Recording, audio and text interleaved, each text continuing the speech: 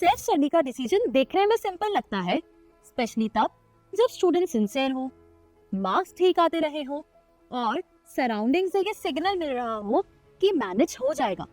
लेकिन जब मेंटर्स इन स्टूडेंट्स को सिर्फ एग्जाम तक नहीं बल्कि सालों तक फॉलो करते हैं, तब ये डिसीजन कभी सिंपल नहीं होता, क्योंकि सेल्फ स्टडी का जो इम्पैक्ट है वो कभी तुरंत विजिबल नहीं होता, बल्कि कुछ टाइम बाद होता है।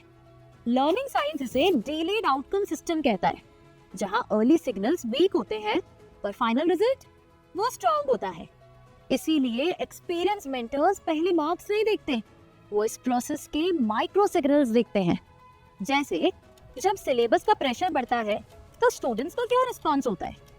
कुछ स्टूडेंट्स प्रेशर में आकर प्लानिंग और स्ट्रेटजी एडजस्ट कर लेते हैं।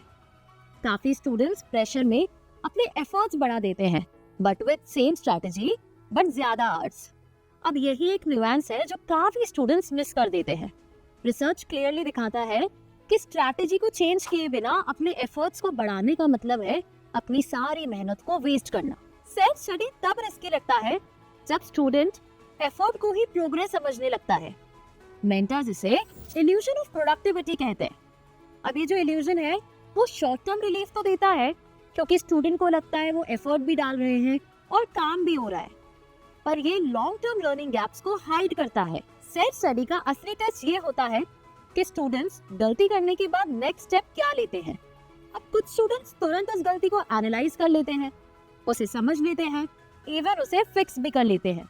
इन स्टूडेंट्स का सॉर्टेड है, पर कुछ स्टूडेंट्स इस गलती को सिली मिस्टेक बोलकर मूव ऑन कर जाते हैं। अब साइंस बताती है कि ये जो बिहेवियर है वो लर्निंग को डिले करता है, क्योंकि डीप लर्निंग तभी होती है जब स्टूडेंट्स गलती करने से घबराते नहीं हैं। मेंटर्स यहीं पर पॉज करते हैं, क्योंकि यहीं से सेल्फ स्टडी का रिस्क प्रोफाइल क्लियर होने लगता है। एक और चीज जो मेंटर्स देखते हैं वो है feedback lag. Self study environments में फीडबैक नेचुरली लेट होते हैं। जब तक स्टूडेंट को पता चलता है कि उसकी अप्रोच गलत है, तब तक वो अप्रोच रिपीट हो चुकी होती है।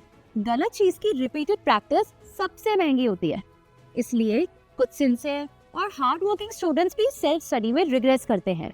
अब ये एबिलिटी का फेलियर नहीं होता, ये फीडबैक सिस्टम का फेलियर होता है। इसलिए एक्सपीरियंस मेंटर्स कभी भी एक्सट्रीम्स को रेकमेंड नहीं करते। वो एक ऐसा सिस्टम डिजाइन करते हैं जहां ऑटोनॉमी और करेक्शन दोनों हो। सेल्फ स्टडी तब काम करता है जब स्टूडेंट्स के पास ये 3 नॉन नेगोशिएबल्स होते हैं। पहला, fast and honest feedback loops. दूसरा, gap detection before syllabus completion.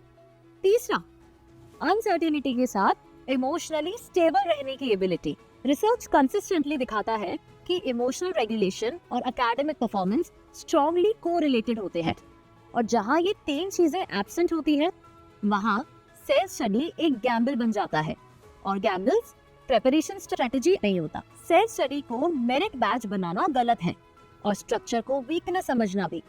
सही डिसीजन वो होता है जो स्टूडेंट को फ्यूचर प्रूफ करे, जो गलतियों को जल्दी एक्सपोज करे, जो प्रोग्रेस को एविडेंस से मेजर करे, और जो एग्जाम के पास आते हुए नर्वस सिस्टम को स्टेबल रखे।